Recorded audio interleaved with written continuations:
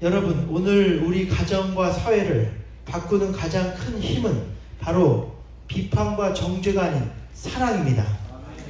가정에서도 교회에서도 사랑이 최고입니다. 남들 보고 아무리 고치라고 해도 안 고쳐집니다. 인간은 태어날 때부터 이기적인 존재이기 때문입니다. 그러나 남을 덮어주고 사랑할 때 그 사람이 변화되는 것입니다. 남아프리카 잠비아 북부 고산지대 인구 15만 명의 바벤바족이라는 부족이 30가구 정도가 한 마을을 이루고 살아가고 있는데, 그런데 이 부족이 세계에서 가장 행복한 부족으로 선정됐습니다. 이유는 이 나라가 세계에서 범죄율이 가장 낮기 때문입니다. 이에 학자들은 범죄율이 낮은 이유를 연구하였는데, 그 이유가 그 마을에 있는 독특한 풍습 때문이라는 것을 알게 되었습니다.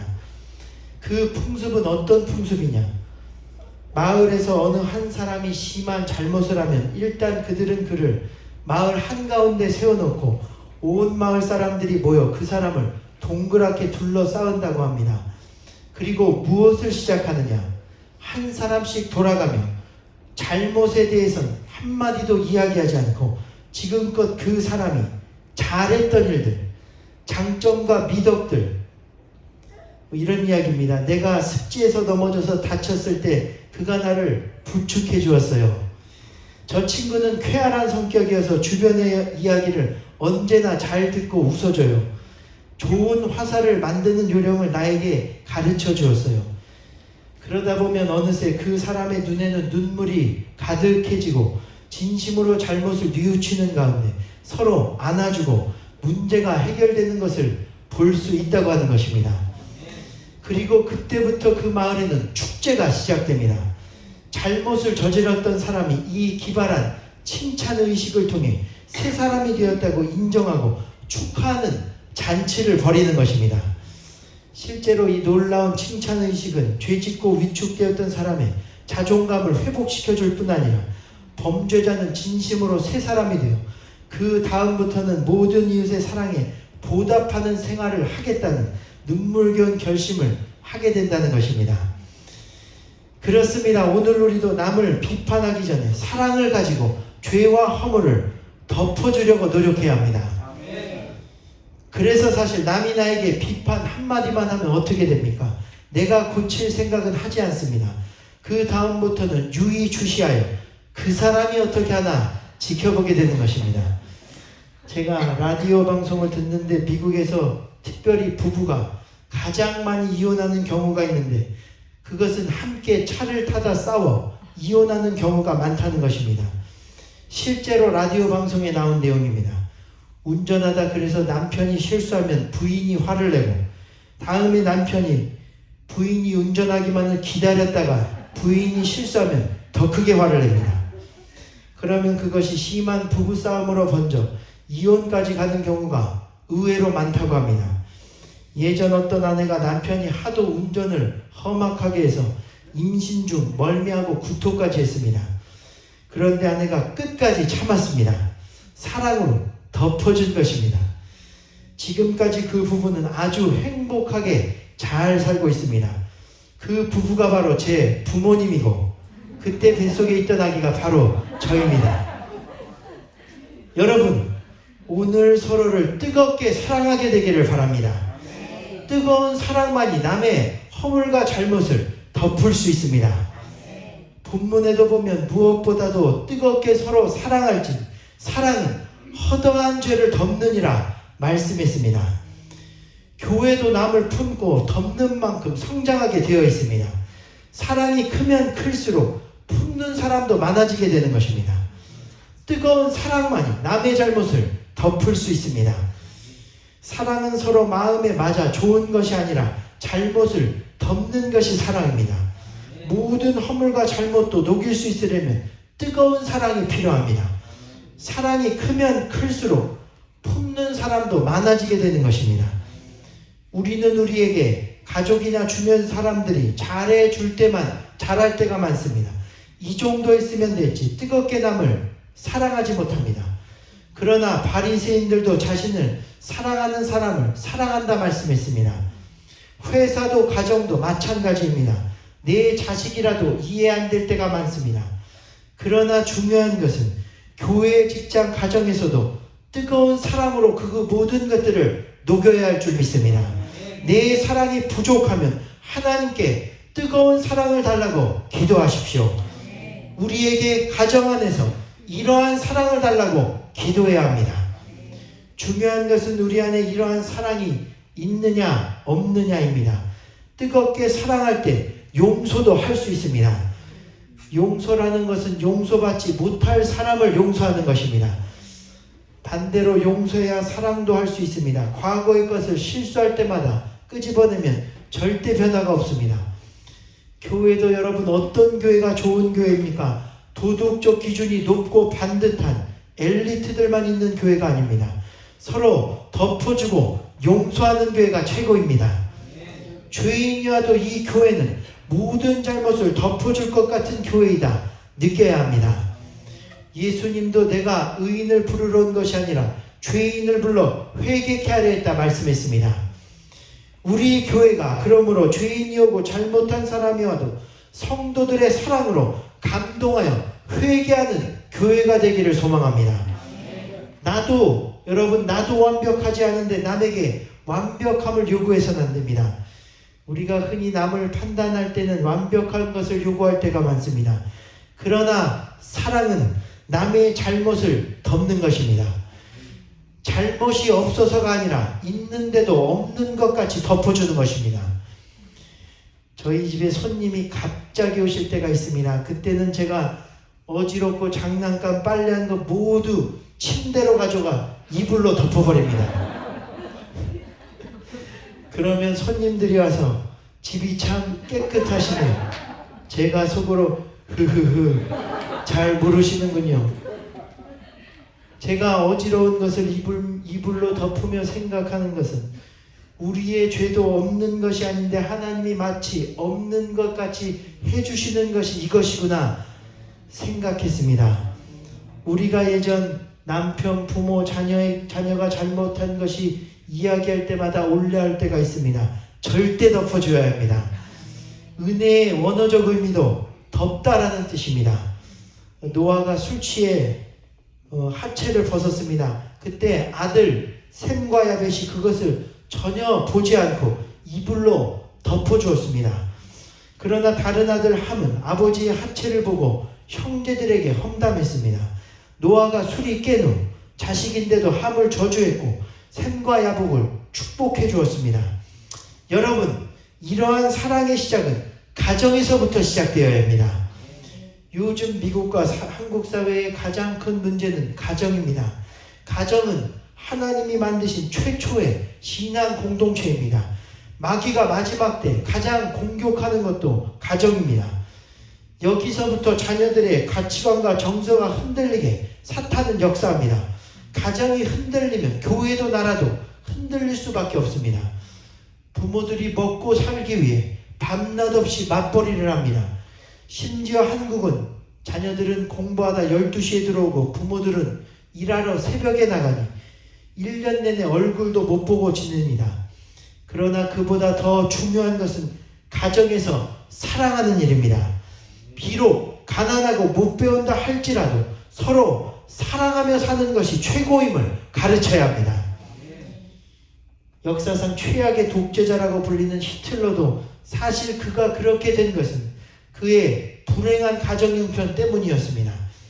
그 중에서도 그가 유대인을 증오하고 2차 세계대전까지 일으킨 개인적 큰 이유를 사람들은 크게 두 가지로 뽑는데, 하나는 청소년기 이 사람이 빈 아카데미 미술학교에 지원하였는데 거기에 낙방했습니다. 또 하나는 사랑하던 어머니의 죽음 때문이었습니다. 재수까지 하였지만 빈의 미술학교에 결국 떨어졌고, 나중 그는 심사위원 7명 중 4명이 유대인임을 알게 됩니다. 그는 그 유대인에 대한 분노에 휩싸이게 됩니다. 그 외에도 아버지에 대한 상처가 깊었던 히틀러는 특별히 어머니를 사랑하였는데, 어머니도 이 빈 아카데미 입학이 거절당한 지 1년 후 병으로 사망하게 됩니다. 그리고 이때 어머니를 돌본 의사도 유태인이었습니다. 사람들은 이때부터 히틀러가 유대인 의사에게 어머니마저 빼앗겼다 생각하여 유대인에 대한 증오심을 불태운 후 가족이 아무도 없어 할 수 없이 간 군대에서 공을 세우자 전쟁강으로 바뀌게 되었다고 추측하고 있습니다. 저는 이 대목에서 큰 안타까움을 느낍니다. 주변에 한 사람이라도 히틀러를 진정 사랑했다면 역사가 바뀌었을 것입니다. 우리는 먼저 그러므로 하나님이 우리에게 주신 가정을 품고 사랑하게 되기를 바랍니다. 하나님은 우리가 서로를 뜨겁게 사랑하고 용서하는 자가 될 때 그때부터 함께 하시고 축복하시는 것입니다. 여러분, 모세는 그래서 예전 자기 동족을 괴롭히던 이집트인을 때려 죽이던 사람이었습니다. 죽인 후 동족의 고발로 광야로 쫓겨갔습니다. 그곳에서 40년 고난을 당했습니다. 그 후에도 출애굽시켜 데리고 나온 이스라엘 백성이 자신을 또 배반하고 괴롭혔지만 그러나 그는 괴롭혀도 다 품었습니다. 그랬더니 하나님이 그를 지극히 높이셨습니다. 요셉도 야곱의 아들 요셉은 12명의 형제 중 최고의 사랑을 받던 자였습니다. 인간적으로도 외모도 훌륭하고 거의 완벽한 사람이었습니다. 그럼에도 그에게는 치명적인 약점이 있었는데 우리 앞에 성경 구절을 띄워주시기를 바랍니다. 창세기 37장 2절에 보면 그가 그의 형제들의 잘못을 부모에게 일러 바쳤다 말씀했습니다. 그는 남의 허물을 덮어주지 못했던 사람이었습니다. 자신의 기준과 스탠다드가 매우 높았던 사람이었습니다. 하나님이 그를 축복하려고 해도 축복받을 준비가 아직 되어 있지 않았습니다. 17세에 형제들에게 이집트 노예로 팔려가 온갖 고생 끝에 하나님이 그를 겸손케 하시고 요셉을 완전히 바꾸시고 마침내 애굽의 총리 대신이 되게 역사하셨습니다. 그리고 그가 어떻게 변화되었는가? 창세기 45장 1절에서 5절, 8절과 11절을 함께 읽겠습니다. 우리 한번 앞에 보시고 읽겠습니다. 시작. 요셉이 시종하는 자들 앞에서 그 정을 억제하지 못하여 소리질러 모든 사람을 자기에게서 물러가라 하고 그 형제들에게 자기를 알리니 그때와 그에 함께한 다른 사람이 없었더라. 요셉이 그 형들에게 이르되 나는 요셉이라 내 아버지께서 아직 살아 계시나이까. 형제들이 놀라서 대답하지 못하더라. 요셉이 형제들에게 이르되 내게로 가까이 오소서. 그들이 가까이 가니 이르되 나는 당신들의 아우 요셉이니 당신들이 애굽에 판 자라. 당신들이 나를 이곳에 팔았다고 해서 근심하지 마소서. 한탄하지 마소서. 하나님이 생명을 구원하시려고 나를 당신들보다 먼저 보내셨나이다. 그런즉 나를 이리로 보내기는 당신들이 아니요 하나님이시라. 하나님이 나를 바로에게 아버지로 삼으시고 그 온 집의 주로 삼으시며 애굽 온 땅의 통치자로 삼으셨나이다. 흉년이 아직 5해가 있으니 내가 거기서 아버지를 공양하리이다. 아버지가 아버지의 가족과 아버지께 속한 모든 사람에게 부족함이 없도록 하겠나이다 하더라고 전하소서. 아멘. 여러분, 예전에 요셉은 조그만 형제의 죄도 부모에게 고자질하던 사람이었습니다. 그러나 이제는 자신을 죽이려 했던 형제들까지도 덮어주고 사랑하는 사람이 된 것입니다. 그랬더니 하나님이 요셉에게 엄청난 축복을 쌓을 것이 없도록 쏟아부어 주셨습니다. 그렇습니다. 오늘 우리도 서로의 죄와 잘못을 덮고 사랑하면 하나님이 우리를 축복하시고 천국 갈 때까지 영원히 함께 하실 것입니다. 죄뿐 아니라 상대방의 약점까지도 덮는다면 이곳에서도 평생 함께 주님의 큰 일 감당하게 될 것입니다. 마지막 이야기하고 마치겠습니다. 미국의 제2차 세계대전을 승리로 이끌고 뉴딜 정책으로 미국의 경제공황을 극복한 대통령 루즈벨트의 아내가 있습니다. 그런데 루즈벨트 대통령은 그가 대통령이 되기 전 젊은 시절 갑작스럽게 소아마비에 걸리게 됩니다. 당시만 해도 소아마비는 무서운 병이었고 치료제도 없었기에 그는 결국 장애를 얻게 되었고 평생 휠체어를 타고 다녀야 했습니다. 정치가로서 한창 왕성한 활동을 하던 그에게는 너무도 큰 시련이 아닐 수 없었습니다. 깊은 절망에 빠진 그는 자신의 방에만 갇혀 지내게 됩니다. 그리고 그의 아내인 엘레나는 한동안 아무 말도 하지 않은 채 그저 이 상황을 지켜보기만 했습니다. 그러던 어느 날이었습니다. 그날은 며칠 동안 내리던 비가 그치고 하늘이 맑게 개어 있었습니다. 루즈벨트는 엘레나의 권유로 휠체어를 타고 정원으로 산책을 나갔습니다. 하늘은 더없이 맑았고 정원에는 꽃향기가 물씬했습니다. 그는 오랜만에 마음이 즐거웠습니다. 그리고 그때 기회를 노린 엘레나가 그에게 이렇게 다정하게 말합니다. 비가 오거나 흐린 날 뒤에는 꼭 이렇게 맑은 날이 오지요. 당신도 마찬가지예요. 당신이 뜻하지 않은 사고로 다리가 불편해졌지만 그렇다고 당신 자신이 달라진 건 아무것도 없어요. 지금의 이 시련은 더 겸손하게 맡은 일을 열심히 하라는 하나님의 뜻일 거예요. 여보, 우리 조금만 더 힘을 내요. 그때 그 말을 들은 루즈벨트가 먹먹하고 감동하고 놀란 마음으로 하지만 나는 불구인데 그래서 당신을 더 많이 힘들게 할 텐데 그래도 당신은 날 아직도 사랑한단 말이요. 그때 엘레나가 한 말은 여보, 무슨 그런 섭섭한 말을 하세요. 그럼 내가 그동안 당신의 다리만 사랑했던가요? 이 말은 열등감과 패배의식에 사로잡혀 있던 루즈벨트에게 새로운 용기를 주었습니다.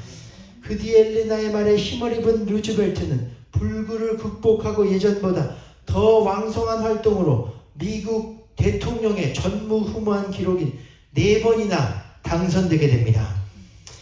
그렇습니다. 오늘 우리도 남의 허물과 약점까지도 덮고 사랑할 때 약점이 약점되지 않고 하나님이 극복하게 하시는 놀라운 은혜를 보고 기적을 체험할 수 있습니다.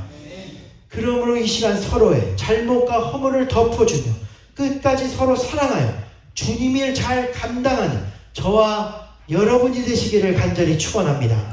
가정부터 교회부터 이 사랑을 회복하면 우리 교회를 통해 놀라운 역사가 일어나게 될 것입니다. 뜨거운 사랑으로 허다한 죄를 덮으십시오. 주님께서 오늘 찬양하고 기도할 때 우리에게 그러한 사랑을 주시고 그 사랑으로 원수까지도 감동할 수 있도록 허락하실 줄 믿습니다. 지금은 아까 부른 주님의 사랑이 이곳에 가득하기를 우리 함께 부르시는 우리에게 주님 이 시간 우리에게 허다한 죄를 덮는 그러한 사랑을 허락하여 주옵소서. 우리 간절히 구하고 기도하는 시간, 축복하는 시간을 갖도록 하겠습니다.